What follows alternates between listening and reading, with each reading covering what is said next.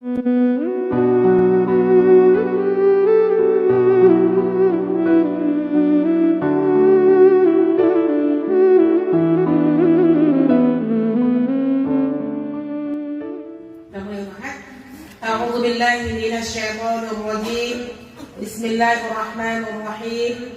Assalamualaikum warahmatullahi wabarakatuh. Waalaikumsalam warahmatullahi wabarakatuh. Alhamdulillahi rabbil alamin wa bihi nasta'in ala umuri dunya waddin. Nasyhadu an la ilaha illallah wahdahu la syarika lah wa nasyhadu anna Muhammadan abduhu wa rasuluhu la nabiyya ba'da amma ba'd. Rabbi shrah li sadri wa yassir li amri wahlul 'uqdatam min lisani yafqahu qawli. Rabbi auzi'ni an ashkura ni'mataka allati an'amta 'alayya wa 'ala walidayya wa an a'mala shalihan tardahu wa aslih li fi dhurriyyati inni tubtu ilaika wa inni minal muslimin. Rabbana taqabbal minna innaka antas samiul alim. Rabbana waj'alna musliman lak wa min dzurriyyatina ummatan muslimatan lak wa arina manasikana wa tub 'alaina innaka antat tawwabur rahim. Amin ya rabbal alamin. Ummahati fillah rahimakumullah.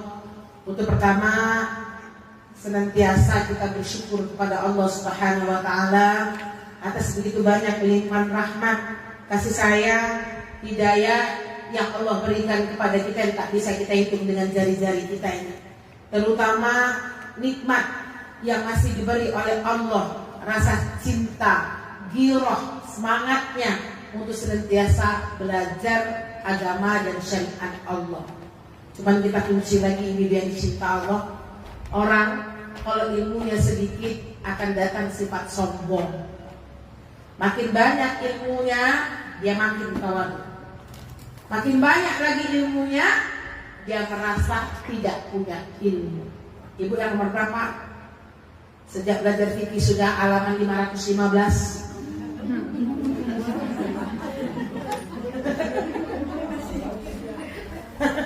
Kenapa beliau berada di nomor 1? Tidak masuk kualifikasi. Beli 1, 2. Insya Allah OTW 2. Meskipun satunya masih ada. Contohnya ini sama suami kan, Bu Usna, lihat lain suami, ayah gimana lah, Abi ini dia belajar ya. Walaupun dalam hati, sombongan itu.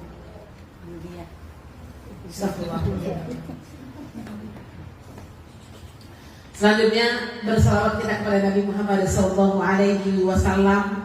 Allahumma shalli ala sayyidina Muhammad wa ala ali sayyidina Muhammad allazi yukhrijun nas minaz zulumati ilan nur wa ila siratal mustaqim. Assalamu alayka ya Rasulullah. Assalamu alayka ya Habibullah. Baik, akhwat, supaya tidak memperpanjang mukadimah, kita akan lanjutkan pembahasan fikih kita. Sekali lagi jangan ada bertanya dulu. Semua apa yang ibu tanyakan insya Allah dijawab di dalam kitab ini. Sabar ya Bu ya. Kita lanjutkan kepada terakhirnya adalah syarat zakat. Kita lanjutkan sekarang. Membayar zakat pada saat tiba kewajibannya. Ini kayak mana nih zakat? Membayar zakat pada saat tiba kewajiban. Berarti udah jatuh tempo. Wajib hukumnya membayar zakat dengan segera, yaitu setelah saat kewajibannya telah tiba. Haram mengundurkan pelaksanaan kewajiban tersebut. Berarti apa?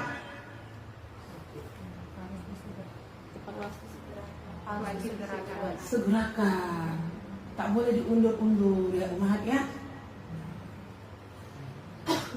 Melainkan jika ada halangan sehingga tidak mungkin membayar zakat. Berarti darurat. Salah kalau ibu bilang saya digabung aja lah pas lebaran Ustazah. Lebih bagus ibu menyegerakan dibandingkan mengundurkan. Paham bahasa saya? Cepatin. Dicepatin aja. Tapi kalau ibu mau menggabungkan dia dengan Ramadan, berarti cepatkanlah, jangan lambatkan. Bisa aja, nanti kita kasih nih bagaimana menyegerakan pembayaran zakat ya. Seseorang boleh mengundurkan pembayaran sampai ada waktu dan kesempatan. Ini sok-sok sibuk kali dia. Zakat usaha ini selesai ya. Kecuali zakat kita banyak lagi. Distribusinya ya, ketika dia punya waktu dan kesempatan. Ini dalilnya ini. Kalau diriwayatkan dari Ahmad dan Bukhari dari Uqbah bin Haris, dia berkata, aku mengerjakan sholat asar bersama Rasulullah. Setelah memberi salam, Nabi segera berdiri dan pergi menjumpai istri-istrinya lalu keluar lagi. Para sahabat pun heran melihat tindakan Nabi tersebut, karena beliau segera keluar dari rumahnya. Beliau lalu bersabda, ketika waktu sholat aku teringat bahwa kami memiliki emas. Karenanya aku pun bergegas dan tidak ingin emas itu tersimpan lama sebagai kepemilikan kami hingga sore atau malam. Masya Allah. Akhirnya aku pun memerintahkan agar harta tersebut dibagi-bagikan. Lupa aja Rasulullah ingat langsung disegerakan. Ada ulama mengatakan emas, ada mengatakan perak. Ibu banyak perak di rumah? Perak nisabnya berapa? Karena nggak punya perak jadi nggak tahu. Kalau emas, kalau emas kita karena kita punya emas lagi. Perak itu dulu di zaman dulu banyak perak. Perak itu walaupun dia murah, kalau kita beli cincin, kalung, gelang, dia kena. Kalau nisabnya itu mencapai 595 kalau nggak salah saya. Berarti hampir sama dengan harga emas. Hampir sama. Dia tunggu dulu, kalau emas kan 80 gram ke atas ya, atau 85 lah kita berpikirnya. 85. Kalau perak berapa? 595. Perak kalau 1 gramnya 30.000. Berapa Bu? 35 rupiah. Nah, kali lagi 35 kali 595. Gak punya perak loh ibu segitu dong. Emas kita punya ya. 35 tuh kan kemudian.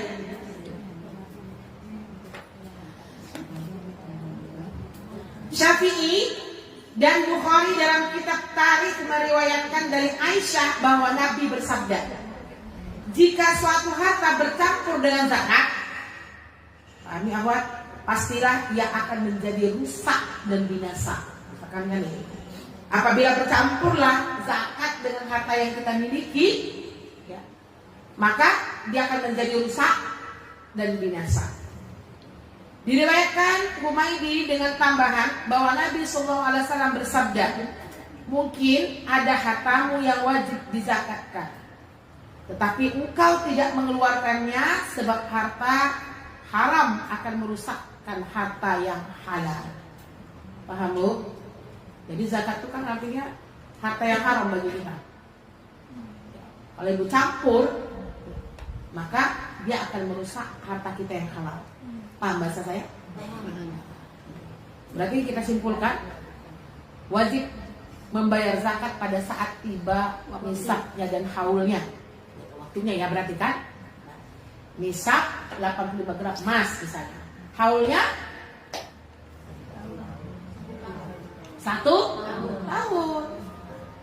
Fikihnya ya, ibu kasih tahu. Jadi kita simpulkan Bu, melambatkan nggak boleh.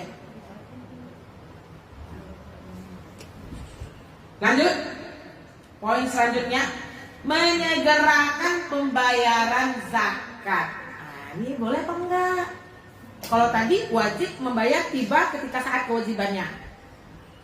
Ini gimana kalau menyegerakannya? Misalnya ibu jatuh, nanti jatuhnya zakat itu taruhlah bulan 6 ya. Kita Ramadan besok bulan berapa Bu? 3. Masya Allah bulan 3. Bulan 3 Ramadan berarti ibu mau membayarkan di bulan 3 yang bulan 6 tadi, yang seharusnya haulnya tadi bulan 6, ibu mau disegerakan ke bulan 3. Boleh apa enggak? Boleh. Kita bacakan dulu. Tapi ibu boleh apa enggak? Maksudnya boleh kasih lebih fikihnya. Boleh menyegerakan zakat dan memajukan pembayarannya sebelum cukup masa setahun. Bahkan boleh mendahulukan pembayaran zakat terlebih dahulu. Nah, ini mantap nih Bu. Nah, bayar zakatnya di awal. Bagus juga nih kalau kita ini. Nah di sini diriwayatkan bahwa menurut Zuhri ada mazhab, nanti saya bacakan, tidak ada salahnya memajukan zakat sebelum datang haul. Ketika Hasan ditanya mengenai seseorang yang mengeluarkan zakat 3 tahun sebelum tiba masa wajibnya, apakah yang demikian itu dibolehkan? Dia menjawab boleh. Syaukani mengatakan pendapat itu menjadi mazhab Syafi'i, Hambali, dan Hanafi. Berarti apa Bu? 3 ulama membolehkan membayar zakat di awal pembayarannya.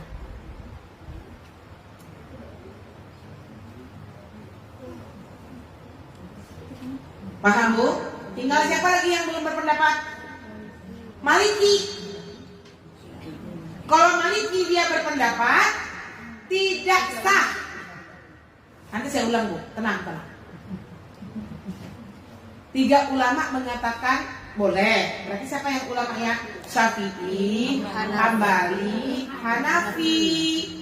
Yang mengatakan tidak sah itulah Maliki.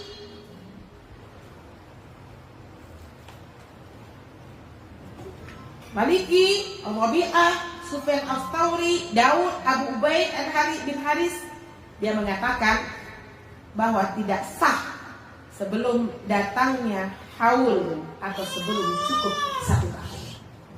Di pendapat Maliki. Berarti kita yang Syafi'i, insya Allah 3 ulama mengatakan boleh menyegerakan zakat. Nanti pertanyaan Bu Vita saya jawab ya, masih ingat saya pertanyaannya. Bolehkah tidak menggabungkan zakat? Yang gitu dari mana ya? Ya, punya uang di bank sekian, punya emas sekian, digabung apa enggak sah? Sudah juga berbeda pendapat. Lanjut ya. Mendoakan orang yang berzakat. Nah, ini nanti ibu-ibu yang berzakatnya banyak ya, ternyata memang sunnah Bu. Mendoakan orang yang berzakat. Paham bahasanya nih Bu? Ibu dapat zakat. Boleh nggak kita doakan orang yang berzakat? Disunnahkan. Masya Allah. Mendoakan seseorang yang berzakat, yaitu pada saat menerima zakat darinya. Makanya Syafi'i kemarin ya,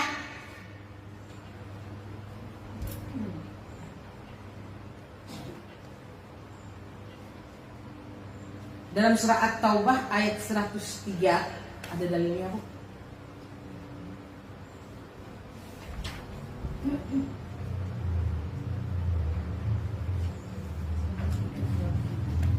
Ambillah zakat dari sebagian harta mereka. Dengan zakat itu kamu membersihkan dan mensucikan mereka, dan berdoalah untuk mereka. Sesungguhnya doamu akan menenteramkan jiwa mereka. Tapi agak beda-beda tipis sedikit Bu ya. Dengan rianya hati-hati. Kalau meminta kan ada angkanya. Nah, itu adatnya unik, sebagusnya kita tidak minta.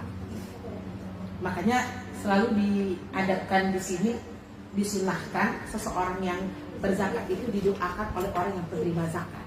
Jadi seharusnya penerima zakat itu tahu fikihnya. Mulai rezeki ya Bu, sebagai itu ya Bu ya, harta ibu bertambah. Kalau yang memberi zakat, Iya, saya paham. doakan. Itu boleh. Nggak usah juga, boleh juga, cuma adabnya karena di dalam fikih ini yang memberi zakat itulah yang diberi zakat itulah yang mendoakan yang memberi zakat. Kita bayar zakat, jangan lupa doakan aku ya. Itu. Kan itu masuk unik kan, supaya napasnya tambah berkah, supaya nanti bisa lebih banyak lagi. Ada usaha. Adabnya.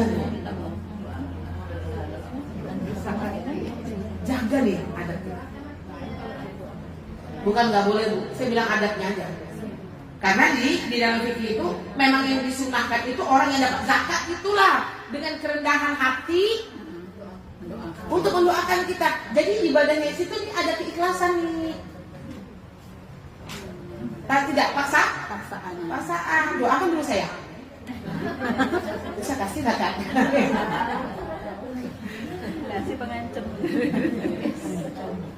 Etikanya. Etika fikihnya unik. Apabila Rasulullah ada hadis kita bacakan ya, biar nanti kita semangat mendoakan orang yang memberikan zakat kepada kita, atau ketika kita berzakat itu dengan keikhlasan dan ria yang harus kita jaga ya Pak ya. Dari Abdullah, diterima dari Abdullah bin Abu Aufa, apabila Rasulullah SAW menerima zakat dari orang lain, beliau membaca doa, ya Allah, limpahkanlah karunia atas mereka. Juga ketika bapakku menyerahkan zakat kepadanya, beliau membaca doa, ya Allah, limpahkanlah karunia atas keluarga Abu Aufa. Nasai meriwayatkan dari Wakil bin Hajar, Rasulullah bersabda kepada seorang laki-laki yang mengirimkan zakat berupa seekor unta yang bagus kepada beliau, ya Allah, berilah dia keberkahan dan juga pada untanya itu. Syafi'i mengatakan, bahasa kita nih, jika imam menerima zakat, disunahkan mendoakan orang yang berzakat, semoga Allah memberimu pahala dan apa yang kamu berikan dan memberi berkah pada barang yang masih tertinggal. Berarti disunahkan, kita sudah bacakan hadis-hadisnya bagi orang yang menerima zakat untuk mendoakan orang yang berzakat. Paham Bu? Nggak ada masalah ini Bu ya.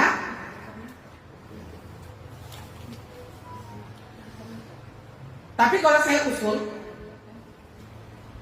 ini bagusnya doanya tidak di depan yang berzakat. Ini kan nggak ada syarat di dalam fikih kita membacakan doa itu ketika dia masih ada. Karena itu berat masalah keikhlasan. Kalau keikhlasan itu oke, rianya yang berat. Kembang-kembang gitu boleh doanya. Kembang-kembang itu. Alhamdulillah ya Allah Bu, terbantu banget ya Allah, zakat ini banyak manfaatnya bagi saya, Masya Allah. Pokoknya semoga rezeki Ibu berkah ya Bu, semoga ditambah oleh Allah dalam hati. Kenapa Bu? Senyum-senyum ada sedikit nggak?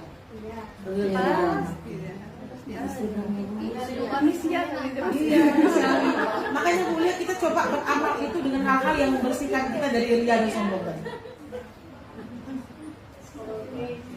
Makanya mendoakan saudara tanpa sepengetahuannya itu Lebih tinggi. ya didoakan oleh para malaikat. Jadi kita ini sekarang nih apa? Ya. Kalau saya berprinsip kayak gini, kita pasti punya saudara yang mencintai kita karena Allah dan selalu mendoakan kita tanpa sepengetahuan kita. Sepakat nggak ya Bu? Mungkin kita jadi orang baik nih karena banyak doa-doa orang yang kita zolimi mendoakan kebaikan tentang kita. Itu Bu yang harus kita ingat. Belum tentu teman Ibu yang dikatakannya bestie-bestie gitu kan, pas main-main bersama-sama, jalan-jalan, tentu dia doakan kita. Begitu juga sebaliknya. Mungkin Ibu lihat ada kawan Ibu yang kayak cuek gitu, dia mencintai kita, uhibbuki fillah gitu ya, tapi orangnya gimana gitu, biasa-biasa saja gitu. Cuman di keheningan malam dia menyebut nama kita di dalam surat tahajudnya. Masya Allah. Yang kita mau ya Bu ya. Kenapa Bu? Tadi tanya satu nak. Makanya nggak usah tanya. Karena dia menjadi pahala yang didoakan oleh malaikat-malaikat Uni, dan doanya lebih istijabah. Perlu menyebutkan namanya dalam doa. Perlu. Bayangkan aja. Ya bayangkan dia. Kalau saya sebut kadang-kadang kalau doa khusus gitu ya. Gak apa-apa Bu ya. Iya doa amin ya Allah kita semua ya. Dan nggak usah juga Uli tanya gitu. Ada kakak doakan kami. Kak Vita yang nanya. Aduh nih katanya. Di kemarin ngakunya kan antil jannah. Mendoa kan kita kenal. Itu ya, jadi dia cinta. Baik, sekarang kita butuh konsentrasi Ibu. Kita akan membahas jenis-jenis harta yang wajib dizakati.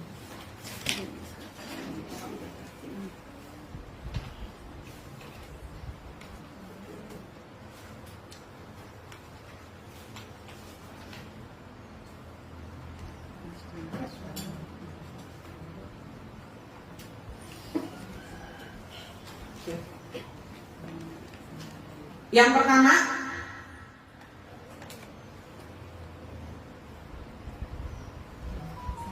zakat mata uang, emas dan perak.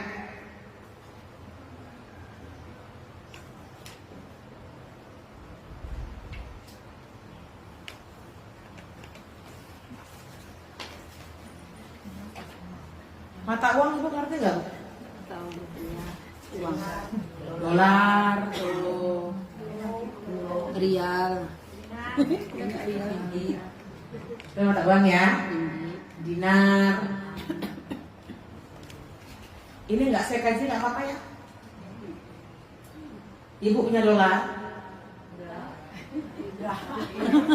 Dolar koin. Mana tahu punya. Ya. Berarti yang menyimpan uang, jangan Ibu kayak gini. Saya daripada kena zakat kan, makanya saya dolarin aja duit saya. Kena apa enggak? Kena mata uang dia kena zakat. Makanya kita bilang tadi mata uang, perak, emas. Lisanya nanti kita gaji. Berarti mata uang kena ya Bu, emas kena, perak kena. Nanti emas ini detail buku ini untuk kajinya. Yang pertama dalil kewajibannya. Buka dulu surah At-Taubah ayat 34-35. Saya mau Ibu bacakan terjemahnya. At-Taubah ayat 34 dan 35.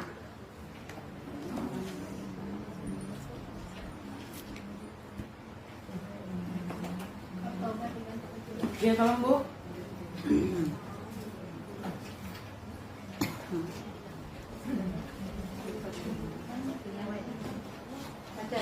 Ya silakan artinya aja tolong biar Ibu lebih tahu.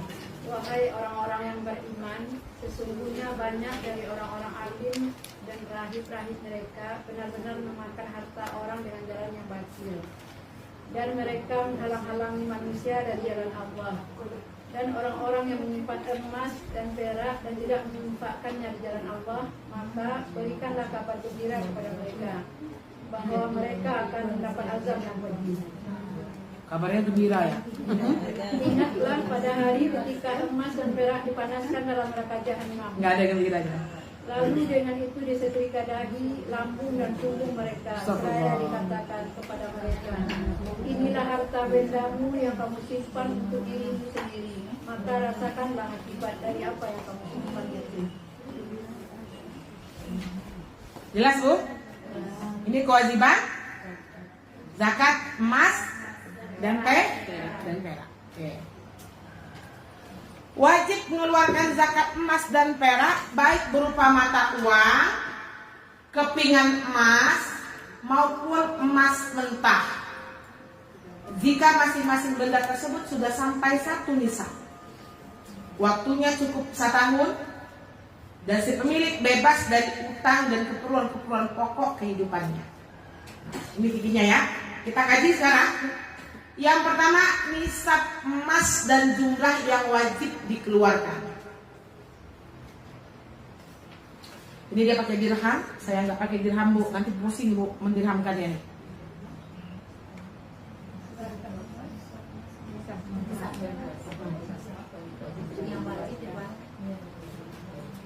Emas kita udah sama tahu Ibu. Berapa nisabnya?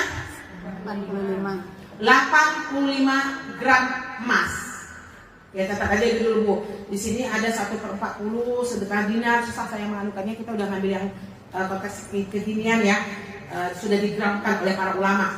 Jadi yang wajib zakat itu 85 gram. Berarti di bawah itu Ibu angkat. Sini dulu. Nanti baru saya bilang haruskah digabungkan perak sama emas, ada lagi begini. Yang kedua, nisabnya berapa Bu? Setahun. Oke. Haulnya setahun, nisabnya 85 gram. Yang ke selanjutnya nisab perak.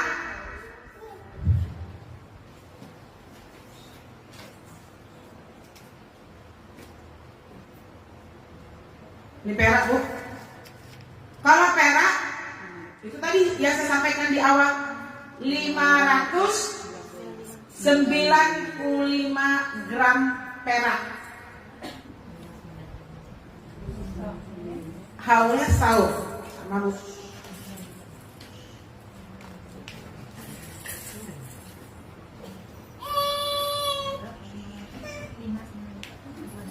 $595. Nah, bagaimana hukum menggabungkan kedua mata uang, yaitu emas dan perak tadi? Gini ya, menggabungkan emas dan perak.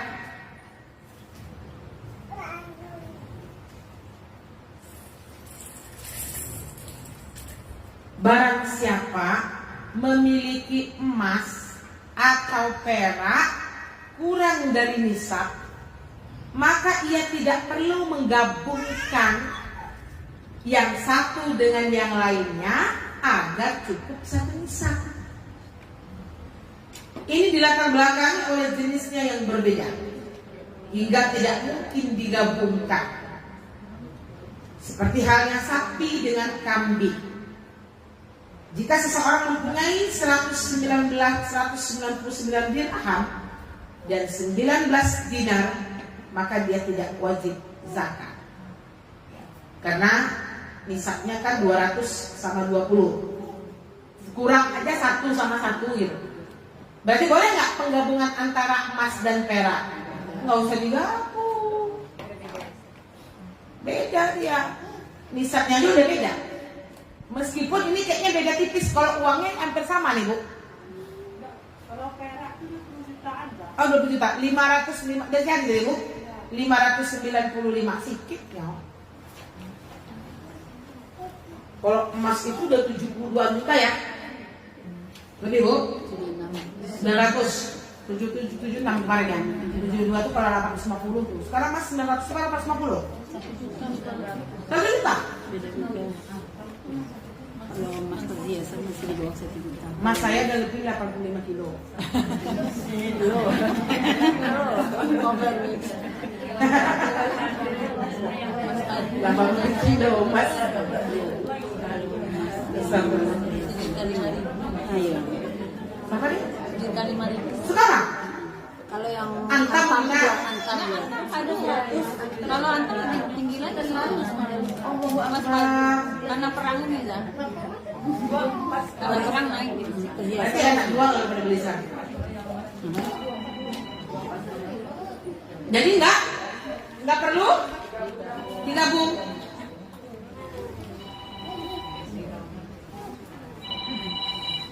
Saya jawab sekarang pertanyaan Uni ya, karena kebetulan ini Bu, ya. Pertanyaan Bu Vita kemarin. Bagaimana kalau kita punya harga emas sama tabungan Ibu? Berarti ini zakat mal ya, zakat tabungan sama zakat emas. Itu digabung apa tidak? Inilah berbeda pendapat di kalangan ulama. Contoh, Ibu punya uang di bank 100 juta. Ibu punya emas 50 emas. Ini sebenarnya emas ini nisabnya udah sampai belum? Belum kan? Uang Ibu udah sampai belum? Udah. Paham sampai sini Bu? Bagaimana?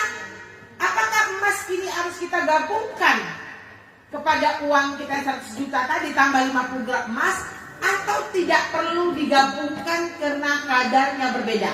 Ini emas, ini uang. Ibu mau yang mana? Walaupun ini kabar gembira. Ya. Ayo, pendapat 3 ulama, Syafi'i, Ahmad bin Hambal,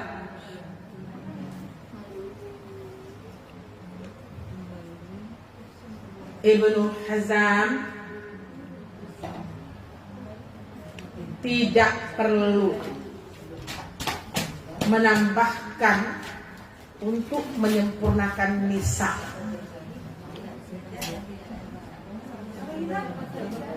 Tidak perlu menambahkan untuk menyempurnakan nisab. Paham nggak? Kan 50 gram ini kan belum nisab, Bu.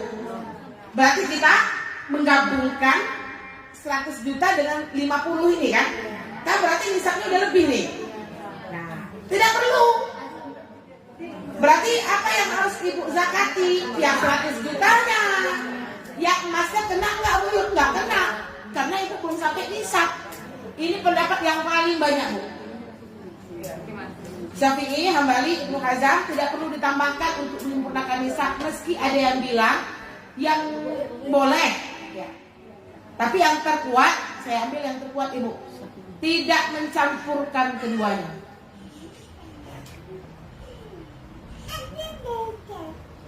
Karena dia berbeda jenis. Yang satu uang, yang satu emas. Ya, silakan. Misalnya nisabnya kan 85 gram. Ya. Ini kan kalau dia 1 tahun. Iya. Tapi di perjalanan dalam 1 tahun ini kan saya 1 Januari udah sampai 85 gram. Iya. Ini kan tahunnya berarti 1 Januari tahun depan lagi. Iya. Tapi pas 1 tahun di depan itu bukan 85 gram ya, kan? Misalnya 100 gram gitu kan. Iya. Yang dizakatkan 85 gramnya atau 100 gramnya, kan? Insya Allah yang Ibu zakati yang setahun penuh itu yang 85 gram emas. Berarti yang 15 gramnya insya Allah untuk tahun depan. Kalau sampai nisab, karena yang nisab itu dihitungin setahun, Bu Yul. Yang 85 gramnya itu yang mana? Setahun kan? Kemudian ditambahlah ada 30 gram. Kan gitu, Bu? 30 gram. Berarti berapa, Ibu? 30 gramnya masuk. Kita misalnya kenaknya itu kan bulan 1, Bu Yul ya. 1 ke 1. Oke ya. 85 gram emasnya itu nanti kita wajib zakatnya itu di bulan 1 tahun depan. Kemudian di perjalanan 85 itu bertambah jadi 40, 120 misalnya, Ibu ya. Kemudian tambah lagi jadi 150, kurang lagi jadi 120. Jadi yang dihitung itu apakah yang tambahannya itu nisabnya sudah setahun apa belum? Pasti belum. Jadi yang kita bayar itu ketika nisab yang sudah 1 tahun. Itu yang paling sahih intinya, Bu. Ini pendapat Syafi'i. Berarti 100 emas, kapan yang 15-nya itu masuk? Jadi Ibu kalau emas itu catat. Catat, Bu Yul, kapan dia masuknya? Meskipun ada ulama yang membolehkan. Ya, ada ulama yang membolehkan. Udah kita kaji kemarin kan? Ya. Jadi yang masuk penuhnya bayar zakatnya itu kalau dia sampai 1 tahun tadi. 1 tahun, Bu Yul. Cuman ada ulama yang mengatakan silakan aja kalau misalnya bulan 1 itu menjadi dia 100 emas, keluarkanlah yang 100 emasnya. Cuman susah nanti Ibu mau ngitungnya lagi. Nah, silakan aja. Kalau dia zakatnya, kalau dia emasnya itu investasi setiap tahun, Bu Eli. Zakat perhiasan saya belum kaji, sabar ya. Ini emas yang berbentuk antam, dinar. Ada, Ibu yang bulat-bulat? Yang antam-antam do? Itu dia tuh. Nah, ini kita kaji ya, Bu Eli. Bisa dipahami, Bu Yul?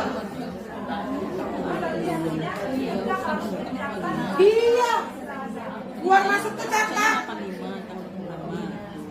Yang kedua tak makan. Tapi kenapa emas kayak gitu Bu Yuli? Emas tuh jarang kayak gitu Bu. Yang sering itu tabungan. Nah, kalau emas tuh jarang kita kayak gitu. Apa Bu? Nah ini dia. Ayo kita kaji perhiasan.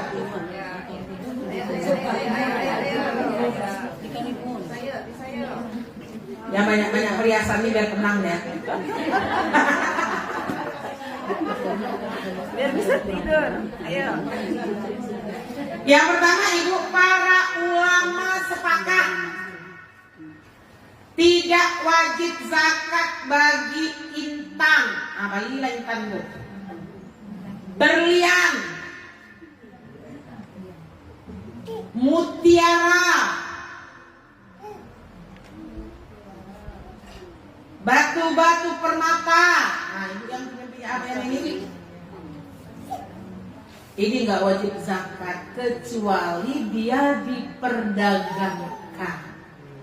Paham Bun? Kalau Ibu jadi pedagang intan, berlian,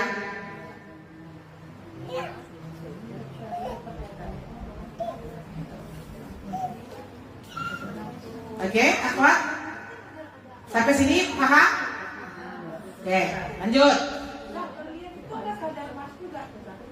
Iya. Nggak wajib. Nggak wajib dia. Yang diikat dengan emas itu lain lagi. Yang diikat dengan emas lain lagi. Dia ini yang berlian-berlian yang bulan-bulan. Kalau Ibu nanti berliannya ada emasnya, ya emasnya yang itu. Nanti pembahasannya Aman Bu, aman. kabar gembira. Tapi kalau dia sekarang kan berlian tuh banyak yang berlapis emas. Saya karena nggak punya berlian, itu biasanya dicatat Bu Neng. Berliannya berapa, emasnya berapa, itu dicatat. Yang punya berliannya enggak? Alhamdulillah. Berlian kita nanti di surga ya Allah. Amin ya Allah. Nah, jangan malu yang punya berlian, memang gitu. Saya pernah ditanya, ibu-ibu tuh kan banyak yang punya berlian. Dia berikan emas kan cincin. Berliannya kayak dihargai. Berlian itu beli per satu loh Bu Neng. Iya. Kenapa banyaknya berliannya? Bedanya karet ada harga. Lanjut Bu ya. Adapun perhiasan wanita seperti emas dan perak berbentuk perhiasan. Terjawab pertanyaan Ibu semuanya. Maka ulama berselisih pendapat dengan masalah ini.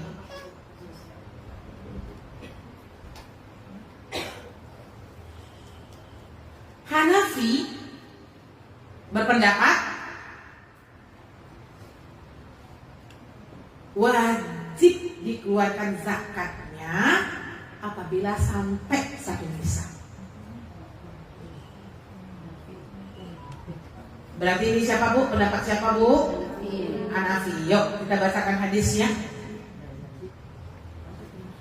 Diriwayatkan dari Amar bin Su'aib yang diterimanya dari bapaknya dan dari kakeknya, dia berkata, ada dua orang wanita datang kepada Rasulullah dalam keadaan memakai gelang emas di tangan. Gelang ya.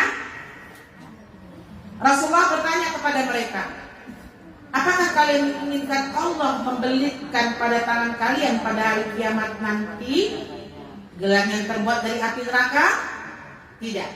Jawab mereka, kalau begitu bayarlah zakat barang yang ada di tangan kalian. Hanafi, dia berpendapat dari hadis ini bahwasanya perhiasan emas perak yang ibu pakai wajib dizakati apabila nisabnya dan haulnya sampai. Oke?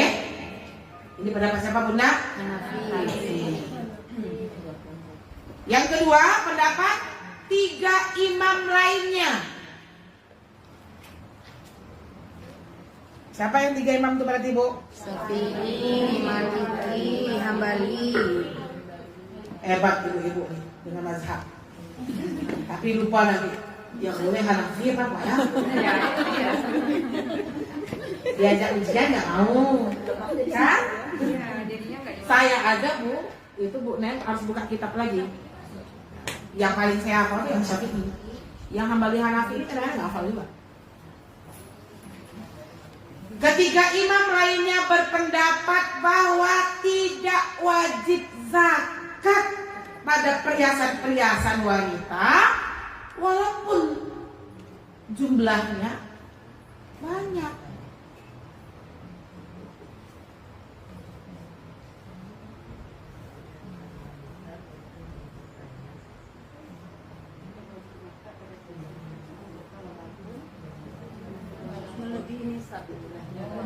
Walaupun lebih bisa. Banyak.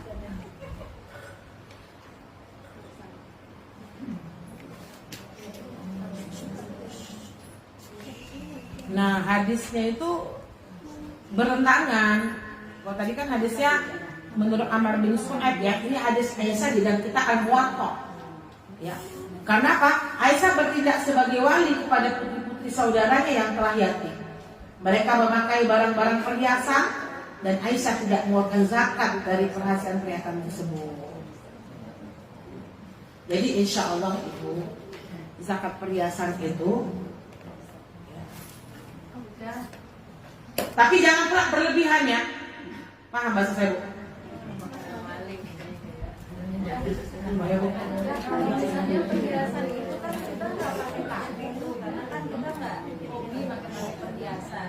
Mungkin dari orang tua tadinya daripada dijual ya kan, salah yang ngambil udah ganti gitu. Tapi kita nggak hobi pakai perhiasan. Nah, niatnya memang untuk nabung gitu loh ya. Itu gimana tuh?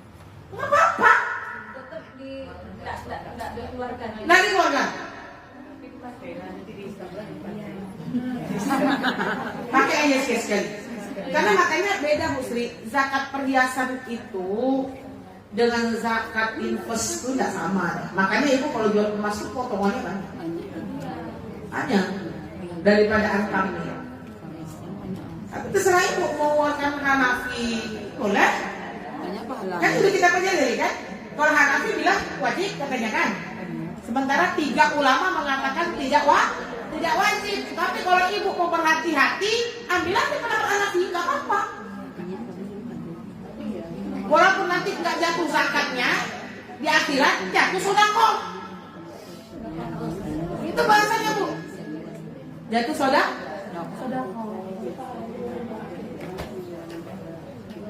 Bisa dipahami Bu Sri? Ya. Kita lebih suka membayar zakat kan? Ini dari segi fikihnya ya, ibu yang mencinta Allah. Cuman perhiasan itu yang harus kita pahami. Bukan saya bilang, kita nggak usah jadi fitnah Bu, karena ain itu banyak. Ain itu. Makanya perhiasan itu kalau banyak dipakai itu pun jelek deh nyok. Itulah luar biasa. Tapi kalau dipakai sedikit tuh dia indah. 2, gitu kan? 2, jadi indah. Toko emas berjalan. Oh, toko emas berjalan. Enggak, kita ingatkan ini kenapa Ibu? Karena tidak semua nikmat yang Ibu punya orang suka dengan nikmat. Betul Bu Nin? Semangat kan Ibu Nin? Termasuk mertua kita. Ya saya mau apa aja. Mertua saya lagi di rumah nih benar. Mana nih? Kan ya kan diberi Allah. Kita enggak, itu setan datang loh Bu. Biasanya setan itu selalu suka mertua mau datang nih. Kalau bisa kita keluarkan semuanya biar nampakkan bahwasanya suksesnya anaknya loh. Itu. Sampai ibunya bilang, ya Allah banyaknya mas istrinya lagi ya Allah. Aku aja nggak pernah ikut buat dibeliin.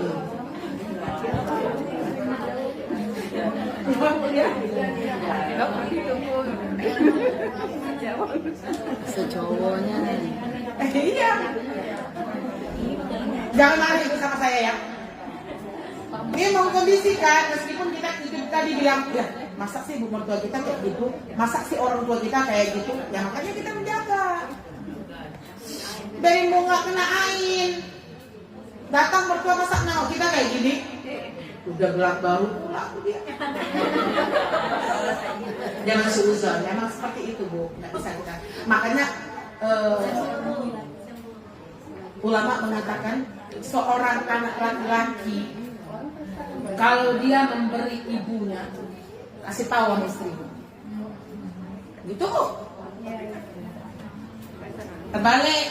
Tapi kalau seorang suami memberikan kepada istrinya, jangan bilang ibunya.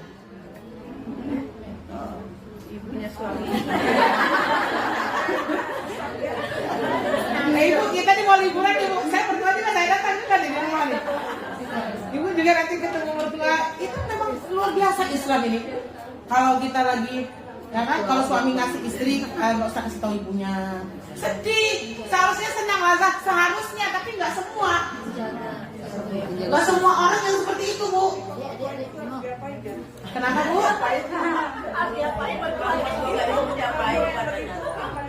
Doakan. Oma, mertua vs menantu. Nanti Oma, menang mertua. Kalau kita punya mertua kayak gitu gimana? Harus dijaga. Kalau datang dia ke rumah kita pura-pura nggak punya aja lah kita. Harus kayak gitu Oma.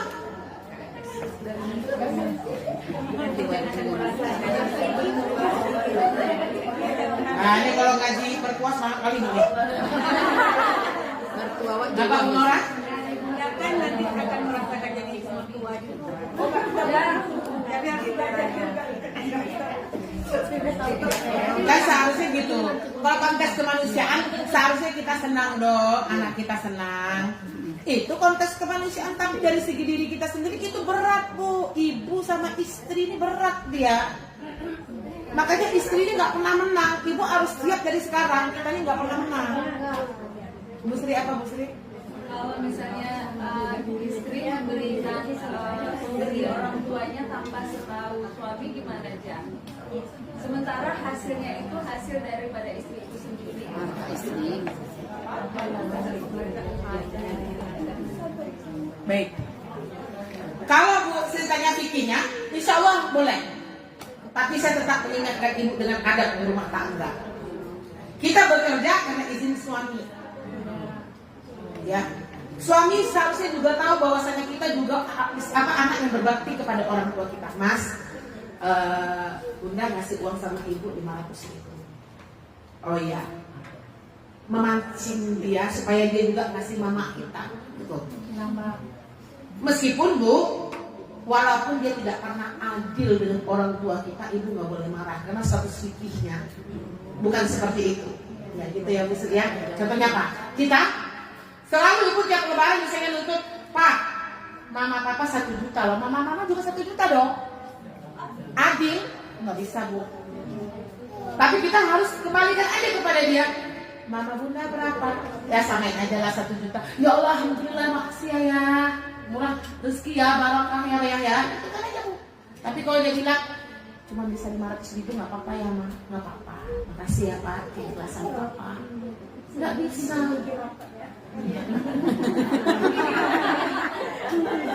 Gigi rapat kan? Giginya rapat.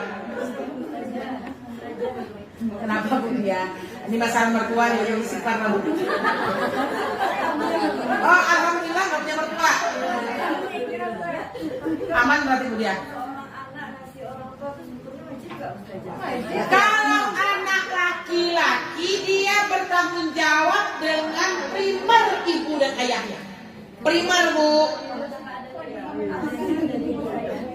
Hah? Dia masih punya makcikah, tantekah, omkah, ya adik perempuan ibu, kakak perempuannya, laki-laki. Yang paling tua, ada adik kan dia? Nggak wajib. Sebenarnya dia nggak wajib lagi, tapi itu menjadi hak yang harus kita berikan kepada keluarga kita yang sudah meninggal dia. Memberi mertua dan Tidak berkewajiban. Saya mohon maaf, nggak wajib Bu. Bapak wajib sama ibu kandungnya. sama ibu kita sunnah. Seharusnya ketika ibunya tidak ada, berpindahlah kepada ibu mertuanya. Hebat.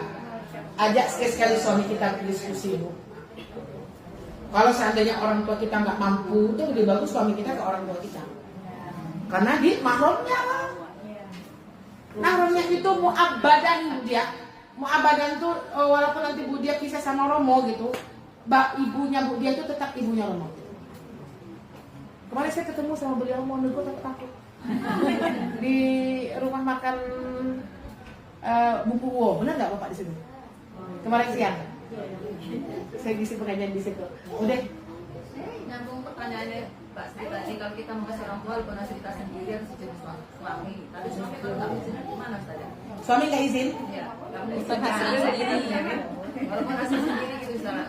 Kalau suami tidak mengizinkan hasil sendiri, ibu tetap boleh memberikannya karena itu bukan hak suami. Kita cuma adab saja biar kita tahu suami kita tuh orang kita ini orang baik loh, mau kasih ibu. Tapi kalau suami kita bilang kasih ibu aja terus, apa begini? Insya Allah Bude, dengan uang yang Bude miliki, Bude kasih diam-diam orang tua Bude, boleh sah? Boleh. Coba saya tetap mengajak adab ini, kenapa kita ini kan bekerja atas izin dari suami. Pertama bilang saya, pertama sekali bilang saya boleh, tapi kalau tidak bilang nggak boleh, bilangnya gitu. Gitu. Bersabar. Atau mungkin ketidakkecukupan kita, ya kita tuh kan Bu harus wajib kayak itu. Kalau kita naik primar tuh berapa? Primar ya Bu, makan uang saku sedikit. Terus kita seharusnya enaknya harus tahu, ketika uang kita itu diberikan kepada orang tua kita, itulah penundang keberkahan harta dan kehidupan kita. Itu yang harus tahu. Makanya kita pasang hidup istri, suami. Kalau suami kita kasih ibunya, pasti uangnya tambah banyak. Coba ibu nggak yakin aja. Ngirim berapa ya? 2 juta dalam hati. 2 juta apa dikirimnya? Gitu bunda. 2 juta. Uang sekolah anaknya bayar lagi loh. Gitu loh. Dia kirim anaknya 2 juta. Insya Allah dengan 2 juta yang dikirim ke orang tuanya, itulah bisa nanti membayar sekolah anak kita. Ngomong aja mudah ibu, prakteknya sudah.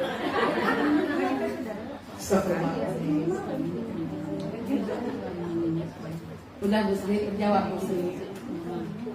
Makanya fikih itu luar biasa. Uang suami ada hak untuk istri. Uang istri adalah uang istri, tidak ada hak untuk suami. Ini setuju kali Bu. Satu yang nggak setuju. Perempuan itu kan maunya uang suami, uang istri, uang istri, uang istri. Gitu. Enak aja loh, ya. Boleh ngulang lagi yang minggu kemarin ya, sebenarnya zakat mal sama zakat penghasilan itu beda. Ya, sebenarnya dia tuh Bu, zakat mal itu kan zakat penghasilan juga. Iya. Cuman di Basnas kita itu dibedakan antara, sebenarnya hampir sama aja Bu, pendistribusiannya aja yang dibedakan. Berarti nggak bisa digabungkan ya? Zakat Bisa aja. digabungkan. Bisa aja. Per tahun berarti Bu dia bayarnya. Jadi zakat Penghasilan nggak bisa. ya penghasilan itu dia boleh per bulan, boleh per tahun, dua-duanya boleh dia. Jadi kalau misalnya penghasilan suami kita taruhlah 10 juta dia satu bulan Bu, berarti 1 tahun berapa? 120 juta, keluarkan 2,5%. Bisa. Cuman itu berat. Kenapa kita lebih menyarankan bahasa sendiri, lebih menyarankan itu per bulan Bu Lia? Berat Bu Lia. 2,5% dari 120 juta berapa Bu? Berat.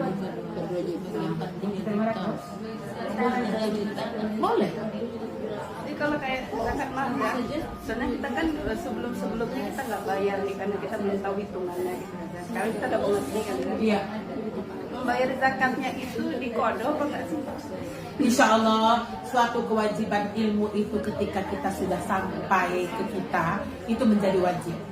Tapi ketika itu belum sampai kepada kita, insya Allah Allah ampunkan kita Bu dia, makanya lebihkanlah banyak-banyak bersedekah. Karena sebuah syariat itu dia taklif dengan syariat itu apabila ilmu itu sudah sampai kepada dia. Mungkin ibu ada kurang-kurangnya dulu saya nizah. Misalnya dulu saya tahunya cuma sekian persen, ternyata sekian persen harus dibayar. Gimana tuh Zah? Insya Allah sejak berilmu ini ibu jadi wajib mengeluarkannya. Tapi dulu sebelum berilmu gimana Zah? Banyak-banyak sedekah mulia. Bayarnya itu sebanyak total nisab atau yang disimpan Zah? Yang disimpan.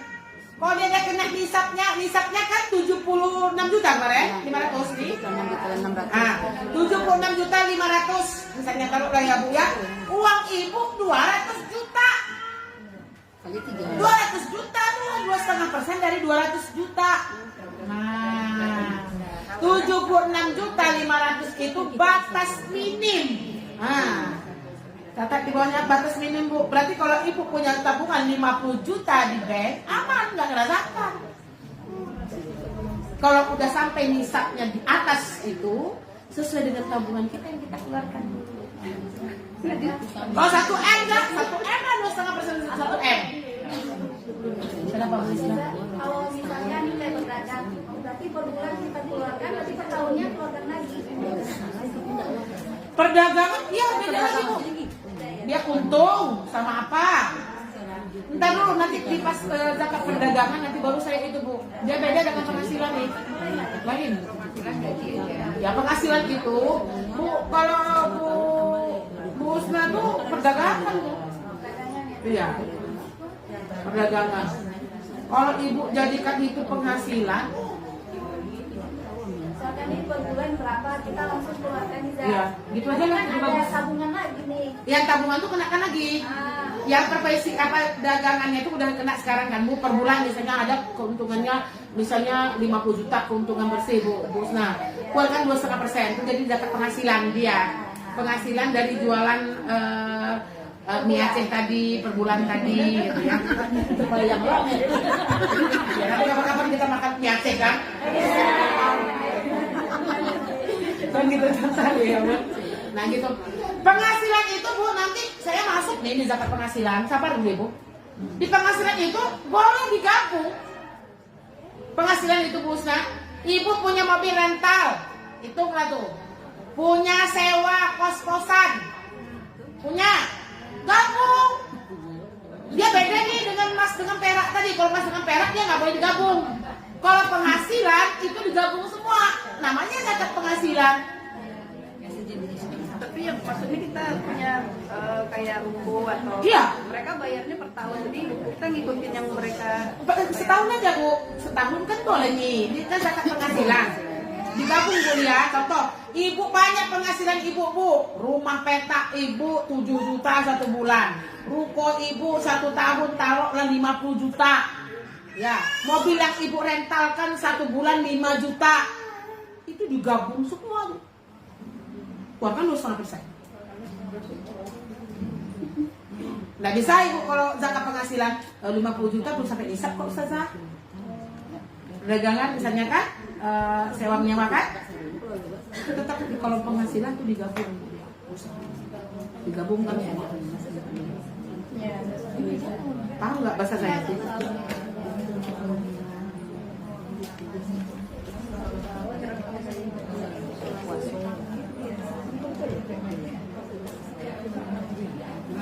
Kenapa Bu?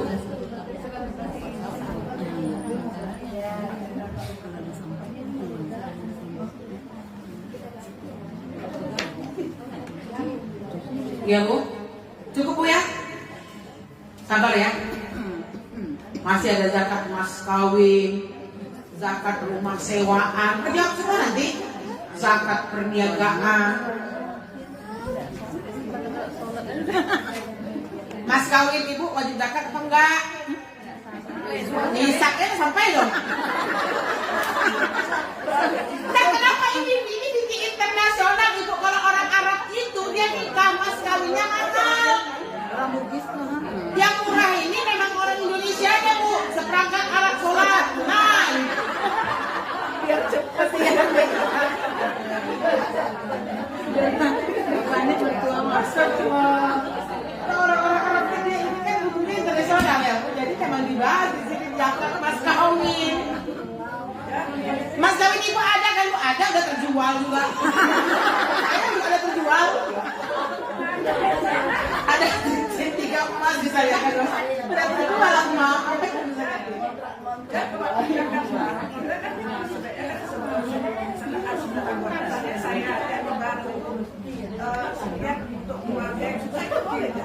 Kalau dia masuk asnaf boleh. Kalau keluarga Oma masuk asnaf, kita nanti akan kaji asnaf 8 orang yang berhak menerima zakat. Tapi kalau THR belum tentu. Karena itu kasih anak keponakan orang kaya, ibunya kan zakat nggak sampai zakat itu. Jadi dengan syarat asnaf. Kalau zakat mak, insya Allah boleh mak. Tapi kalau zakatnya zakat fitrah, nggak boleh. Zakat fitrah itu akhirnya kapan? Akhir pembayaran zakat fitrah. Tahu itu kan? Zakat mak apa aja boleh kalau dia sampai. Insya Allah. Barakallahu fiik. Sabar, masih 200 halaman Bu. Ya ada sampai halaman 593 nih. Nggak sampai lah ya nih 50 lembar. Sabar, ini memang Pelan-pelan ya. pelan-pelan, sikit-sikit tapi ibu jadi punya bayangan kan? Wala alam bisawab. Cukup sekian ibu. Berapa minggu liburnya Bu Neng? Ya. Awal bulan 2 minggu berarti kan? Ustazah bisa Ustazah. Ya, kalau anak-anak masuk sekolah baru kita boleh lagi. Kalau anak 4